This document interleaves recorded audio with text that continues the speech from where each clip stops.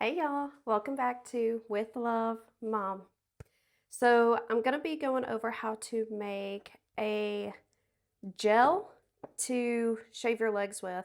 So instead of a cream, I make gels. Um, and then I also use this after the exfoliator.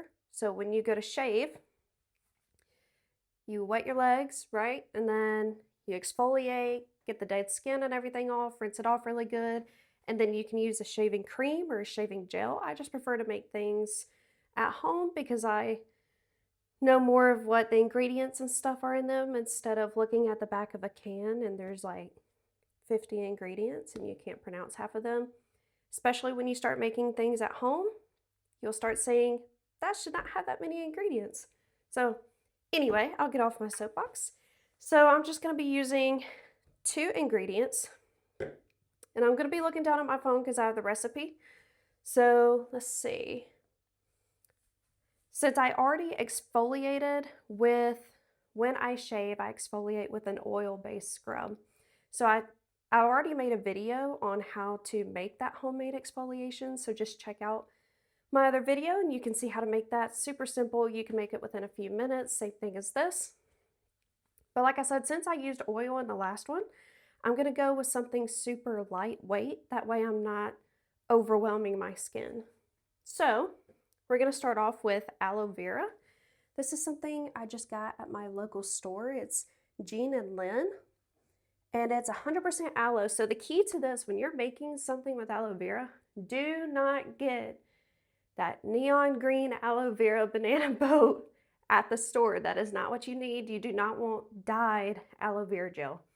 You want the clear aloe vera gel. Fun fact, aloe vera gel is clear right off the leaf like this. There's no need for dye. So we're going to open this up. Give me 1 second. And we're using aloe because it's really soothing to the skin. And this is what helps you get that really smooth glide on your razor. So we're doing a 1/4 cup.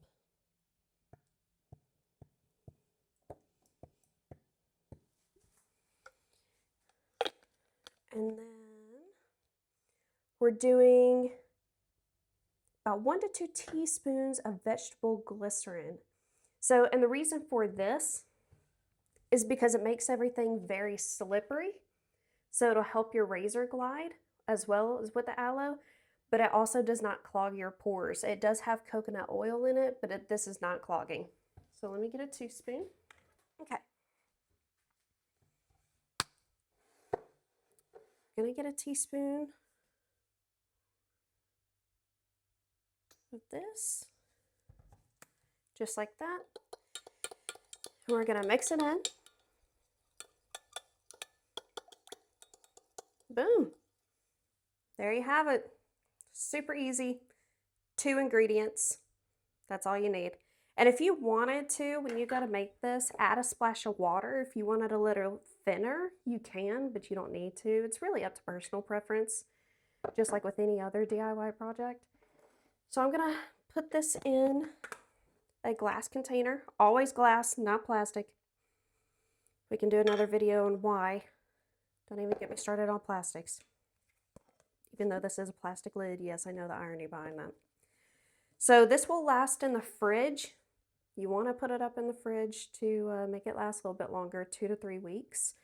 But as you can see, this is a pretty small amount anyway. So depending on how much you shave, it should be gone within 2 or 3 weeks. And as you can see, it only takes a few minutes to make anyway. So it's not like it takes a ton of time out of your day. But yeah, so again, exfoliate first, then use a shaving cream or a shaving gel afterwards.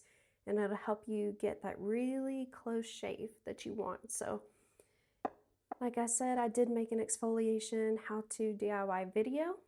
Go check it out. If you have any questions or if you want to see any other DIY projects, because I like to do a lot of things at home, even making homemade crackers and things like that, then just email me, askwithlovemom@gmail.com. Again, that's askwithlovemom@gmail.com. This, by the way, is on Amazon.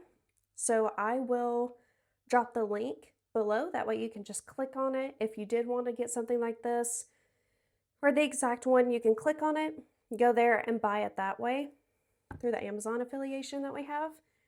But yeah, this is great. You can use this for tons of different stuff. Soap making, all kinds of stuff. You can look up what all can I use organic vegetable glycerin for, and it'll give you a huge list. So don't think, oh, this is a big bottle, I'll never go through all this.